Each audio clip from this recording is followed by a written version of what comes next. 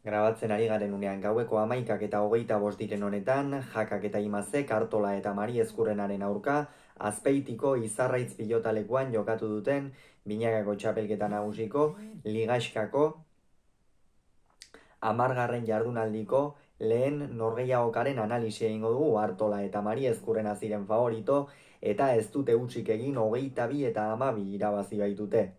Gogoratuko dugu, aurreko jardunaldian, batetik Jakak eta Imazek galdu egin zutela Iruñeko Labrit pilotalekuan Laso eta Iztuetaren aurka 22 eta 17ko emaitzarekin, aldiz Artolak eta Mari Ezkurrenak ere galdu egin zuten Etxebarrin, Peña eta Albisuren aurka 22 eta 14ko emaitzarekin. Honen bestez, bi bikotentzat naiz eta playoffetako postuan nahiko finkatuta dauden, oso puntu garrantzitsua zen, eta favoritoek eraman dute esan bezala.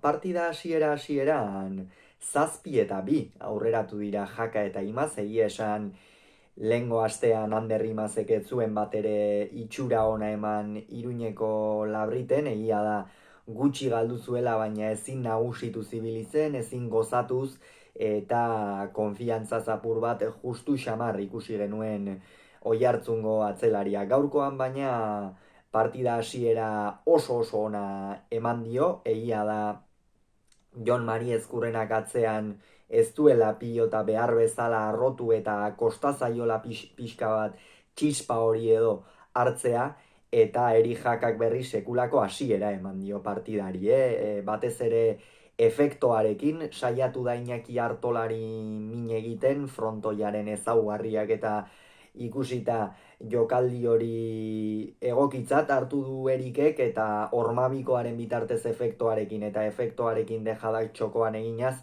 etekin handia atera du batez ere partidaren hasiera horretan.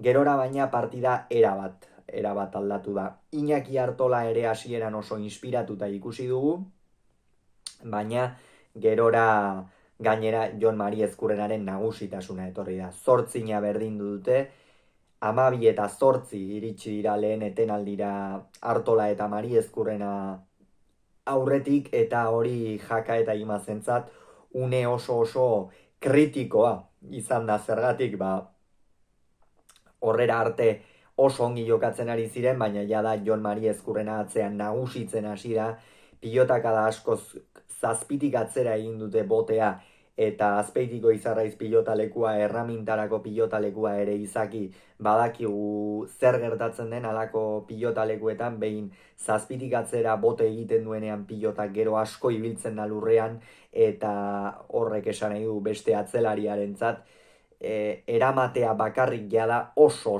zaila dela, berdean sartzea pilota. Eta horixe gertatu zaio Imazi, eta hortxe hautsi egin da partida erabat. Gero egia da, pixka bat hurbildu direla 11 eta 14, hor Jon Mari Ezkurrenak beste pilota garbixamar bat galdu du, eta hor bazirudien berriz ere eutsiko ote zioten partidari amaierara arte Jakak eta Imazek, baina Jon Mari Ezkurrenaren txakalaldi hori oso denbora laburrekoa izan da, eta ondorioz 18 eta 12 iritsi dira bigarren etenaldira, eta azken zatian jada ez da kolorerik izan, erabat akituta zeuden bai Jaka eta bai Imaz, erabat lur jota. Jon Mari Ezkurrenaren nagusitasuna ikeragarria zen, denbora osoan Ander Imaz 7tik atzera zeukan, eta horrela oso zaila izan hori da garaipenak aurrera ateratzea.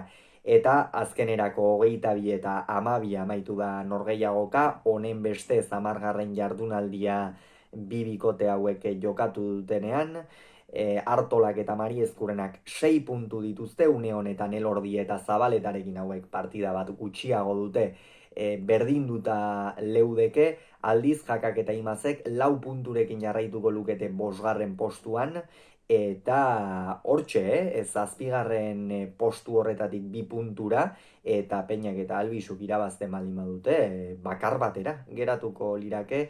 Beraz Jaka eta Imazek sufritu behar dute oraindik ere aurrera egiteko. Hauxe beraz esan beharrekoa, hurrengoan gehiago izango duzue, bitartean ongi izan, agur.